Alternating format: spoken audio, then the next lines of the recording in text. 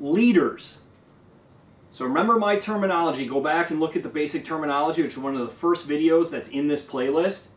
Leaders, a lot of teams call leaders the things where you take many lines and funnel them down to one line near the boat. That is not how I use the term leaders at all, and have never used it on any teams that I've show skied on over all these years.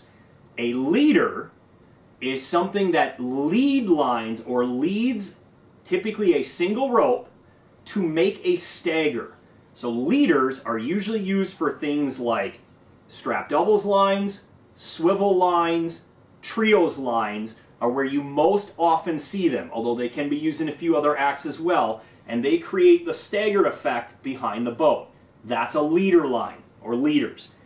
So what materials do you need for this?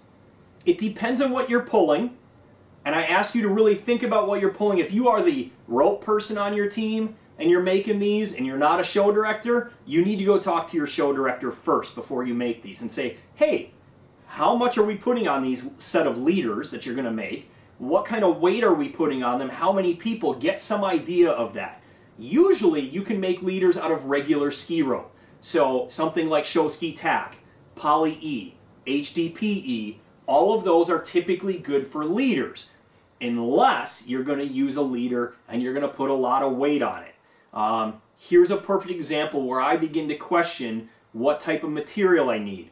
We have a 4 sets of trios line, but we only have one pin puller in the boat. This is a pretty common scenario, and we're now going to go and we're going to make them go 2 and 2. So we're going to have some different leaders on there, and 2 sets of trios are going to end up on 1 leader. Okay, and that can happen in certain teams.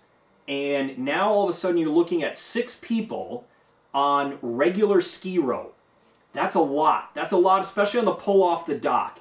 So that's a lot of weight. You might have to go and shift and use something like thin Amsteel blue, like a 1/4 inch Amsteel line instead. So in rare occasions, leaders might need the more exotic materials like Amsteel blue.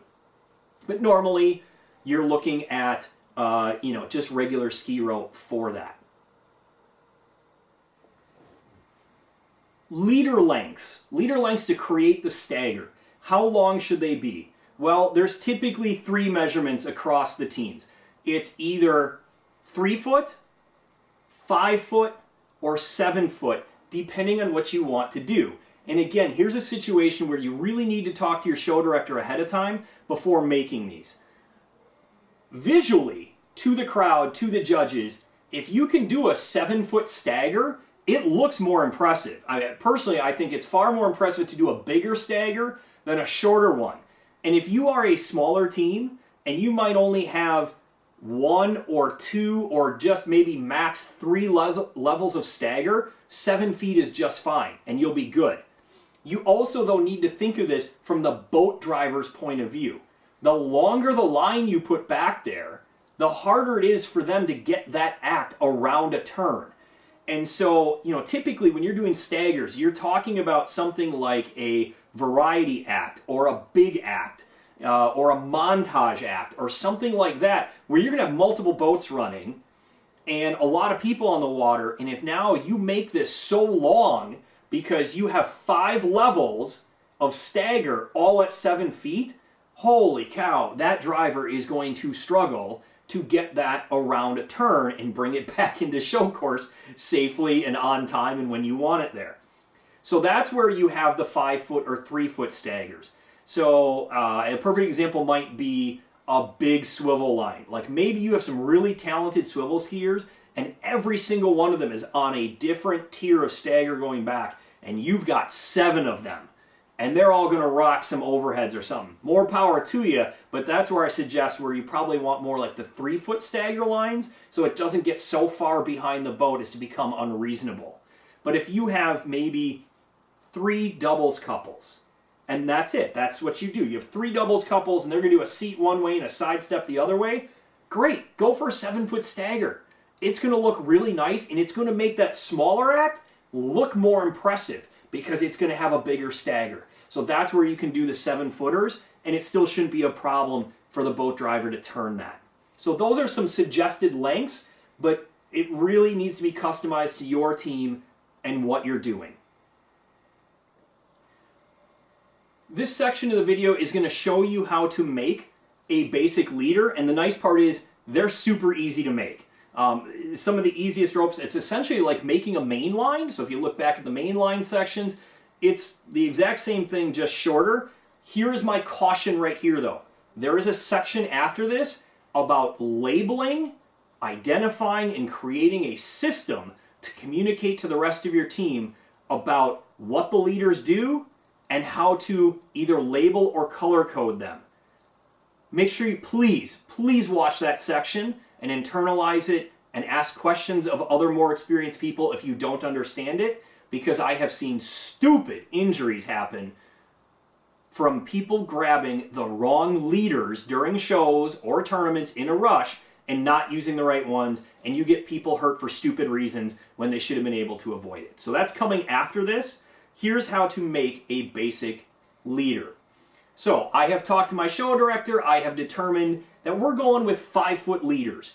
And unless you're a really big team, like really one of the top D1 teams, hopefully you can standardize on either that 3-foot, 5-foot, or 7-foot and just make them all the same. It really simplifies life later. And honestly, even for smaller D1 teams, I've seen no reason to deviate from that. So pick a length and stick with it across the board. My show director has said 5 foot's going to be what we really need. So what I have here is a 9-foot section of standard show ski tack line. All I need to do is make a loop on both ends, following kind of the guidelines I've had in all these other videos, which always talks about use 2 feet to make the loop, use 2 feet. We're following the same thing. So I have 2 feet on one end, 2 feet on the other. By the time I make my loops, this is going to be 5 feet long. So you can't see it, but right in front here, I'm going to measure 2 feet. I'm going to make a mark. And boom, that is going to be where I'm making my loop. It is the same loop we've been doing over and over for just basic main lines. This is not the same as making trunk lines. Okay, this is easier. It's just like main lines, super easy to make. Do assume that you're going to have to come back later and make some adjustments to these. Just my experience in lots of shows, you need to tweak these a little bit. So I make and use the Mad City style knot that comes out easy enough that I can remove later on both ends of these so I can make adjustments. This should look familiar by now if you've been watching the other videos. I'll do this as fast as I can. Through the middle once. I have the black mark at the end of my loop, just above where I pass through. I pass right back through the middle again, and I pull that tight. Good, and now I just bury the rope. Just bury it down, right down the main stretch here.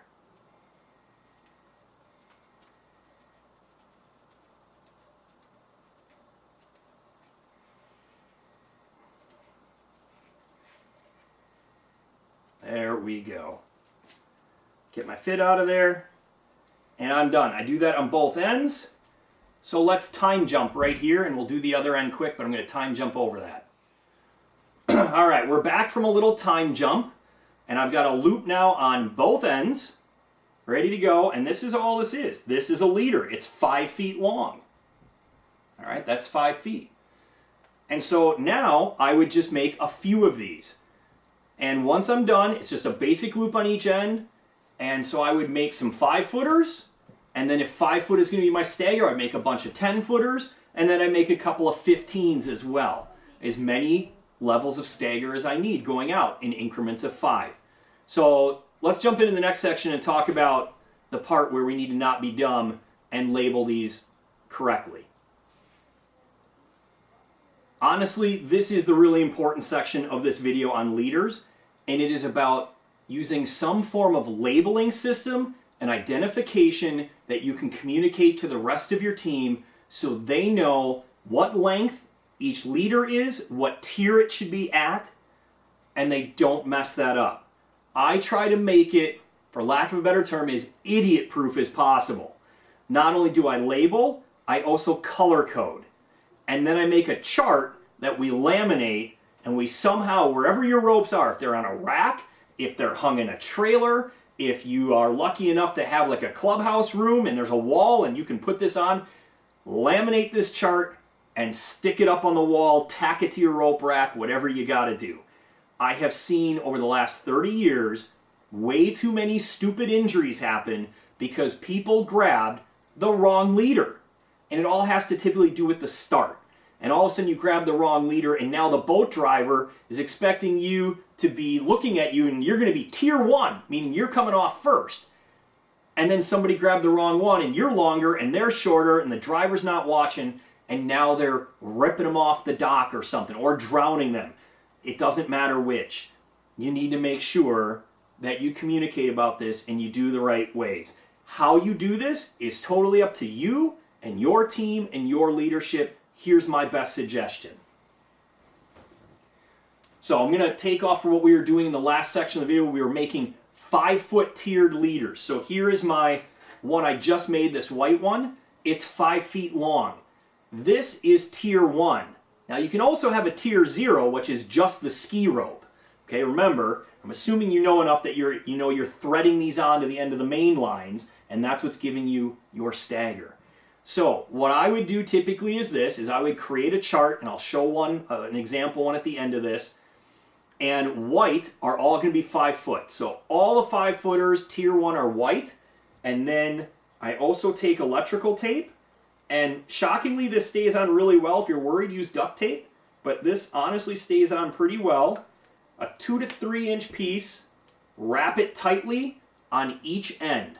And so this, and I'm putting just one.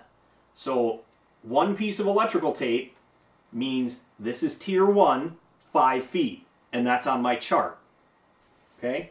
And then I color code. And so I let my team know, hey, where all the leaders are, yellow is tier 2, and they're all 10 feet long. And again, it's on a chart for them to look at. And then the same thing, I grab electrical tape, now I'm putting 2 pieces on.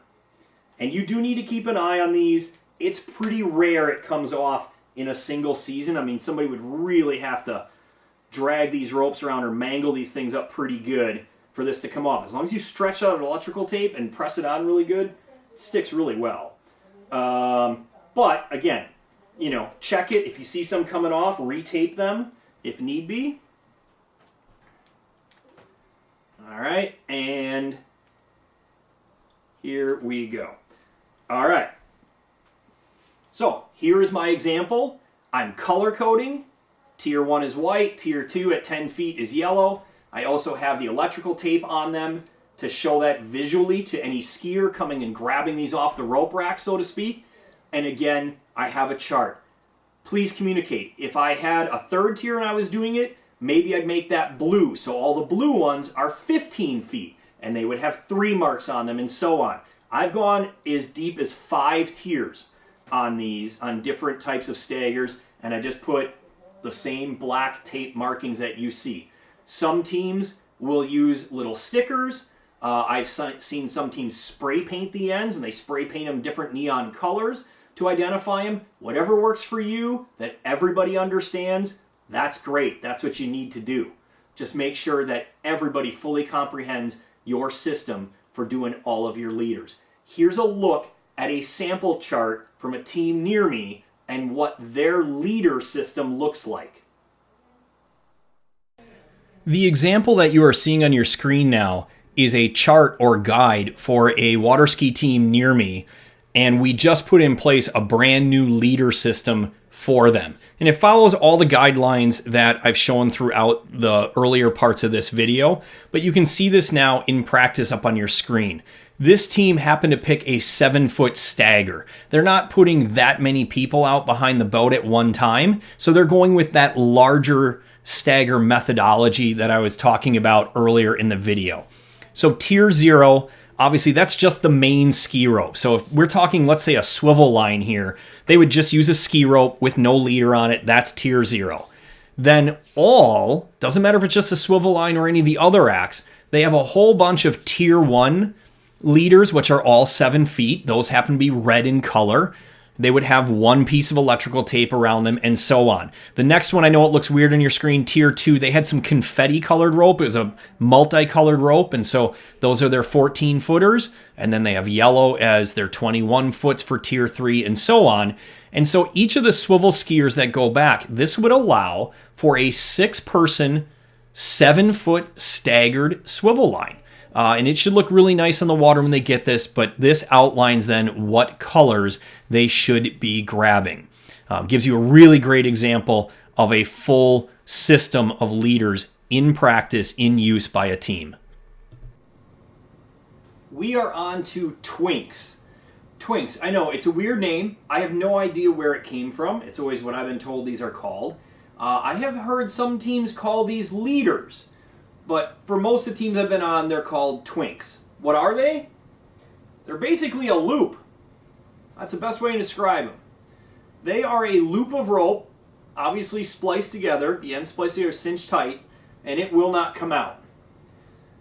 And so for a lot of teams, the question might be, well, what purpose do these serve? Because either you're on a team who knows what Twinks are, or you're not, you have no idea what they are. These are used in very niche circumstances, meaning only for a few things. So that's why they get just a little bit of time here on all these ropes videos. When you need them, you need them. Basically, the reason you have these is that when you open this up, when I do this, this kind of stays open. It hangs open like this. It doesn't collapse on itself, and I can use this for pass-offs. That's what this is really intended for. So think about things like hot picks off the dock. That's really what they're for. Yes, you could use these if you have 2 kids that are going out skiing together during one of your practices. This is a quick way to loop their 2 ropes together and get it onto the pylon. That certainly works. But really what they're for is think like a jump act that is picking people up, extra people, off the dock. How do you do that pass off to the spotter in the boat to get this either onto the pylon or onto a release? Twinks are the answer. The other thing they're used for is acts that might be staggered that you're hot picking. You might have a couple swivelers and you're hot picking a couple more kind of thing. That's where the twink comes in.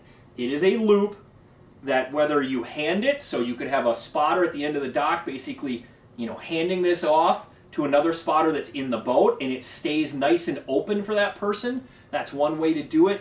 The other way is if you're doing a big tandem too.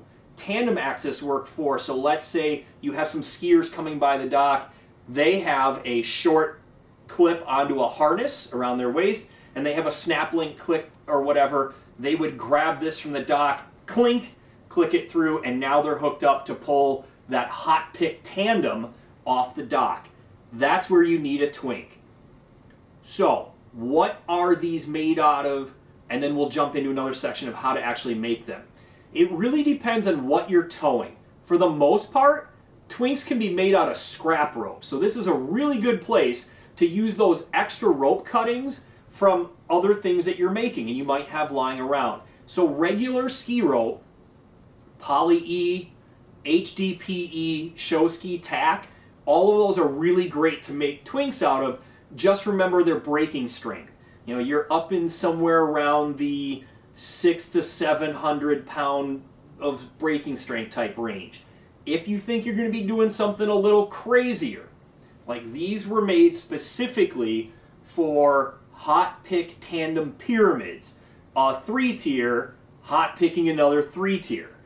And in that case, these are made out of Amsteel blue. And so now all of a sudden, I've got 7,500 pounds of breaking strength here with just this little thin 1/4 inch line. So really think about that. It's pretty rare that I make these. I happen to have 2 of them here, and they're the only 2 I've probably ever made for this. All the rest are out of regular ski rope because that's generally what you need. So any of those will work. Let's jump into how to make one of these things. All right, how to make a twink. We want to end up with something that looks like this. What do you need? Regular rope making tools are all you need for this, nothing special. You can't see it off camera, but there is a tape measure right down in front of me here. And then just my usual nice short. And by the way, short fids are good for this. If you are somebody who uses the longer fids for your regular rope making, like 10, 12 inches long, you're definitely going to want some cut down ones for doing twinks. Short fids are much easier for this. I got some electrical tape, a cutters, and a marker. What do I start with? This is a piece of show ski tack line, regular standard diameter ski rope, and I've cut it to 40 inches long. Why 40 inches? That's just been trial and error for me for getting the right size of these that I want. You can make bigger ones and smaller ones. I mean, you could make ones that are, you know, if I had longer rope, I could make one this big, but they do tend to collapse under their own weight if you get them too big. Likewise, you get these things too small, now it's hard to do a handoff to somebody. It's just too small of a target. So 40 inches for me has been a good number for that. I start off on each end, I'm going to make a mark 7 inches from the end. So give me a moment to do that here. Getting out a Sharpie marker.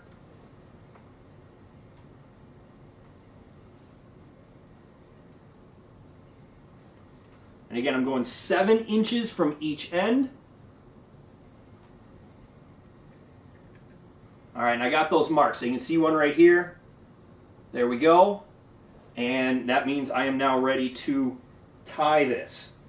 You're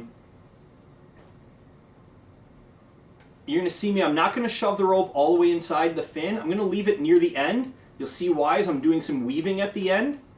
Okay, so I'm going to tape it there to hold it on, and this is just the best way I have found to do this. You could make this with a longer piece of rope if you want.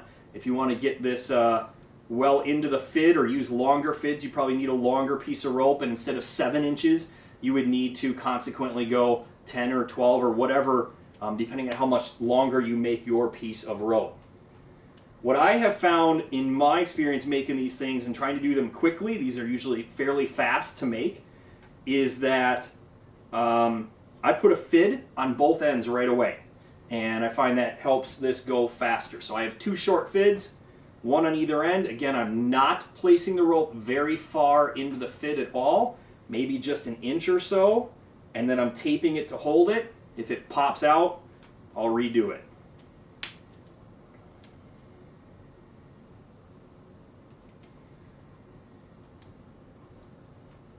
Alright, here comes really the only trick to doing these.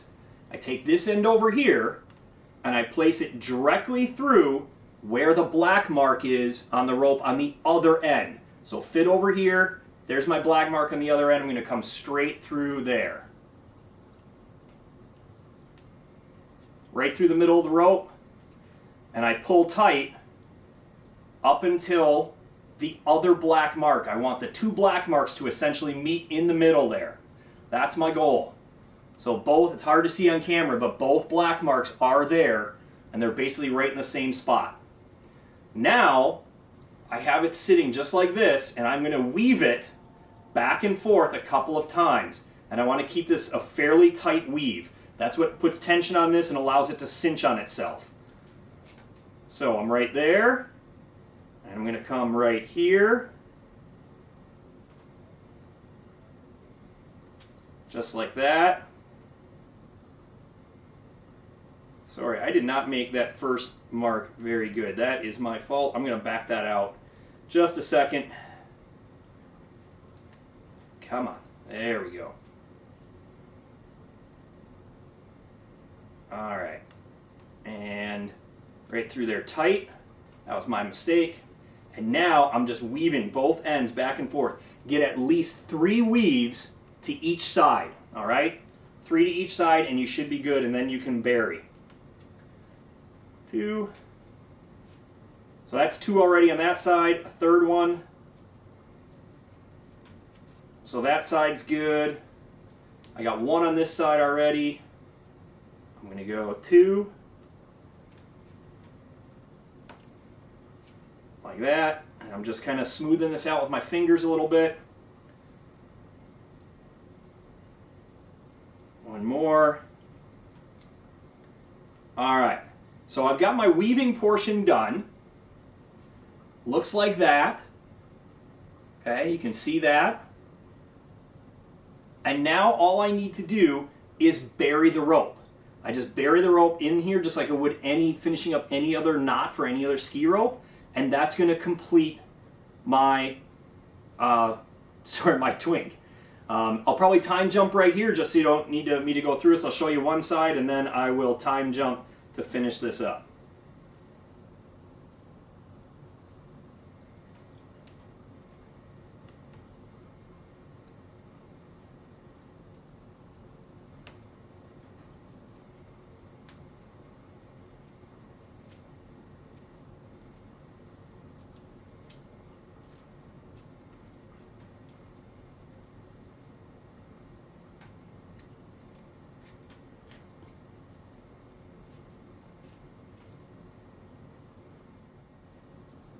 Okay, so I've buried both ends. Smooth this out with your hand and then give it a couple tugs. You are all set and ready to go. Again, this was a 40-inch piece of scrap rope. To me, it's just a good thing. It's kind of rigid. I'm not helping this. See how it stays up by itself and it stays open? Really important when you're coming by the dock and you're trying to get a snap link or a carabiner on this thing, that this stays open like that. So this is a Twink. It's good to go, ready for use.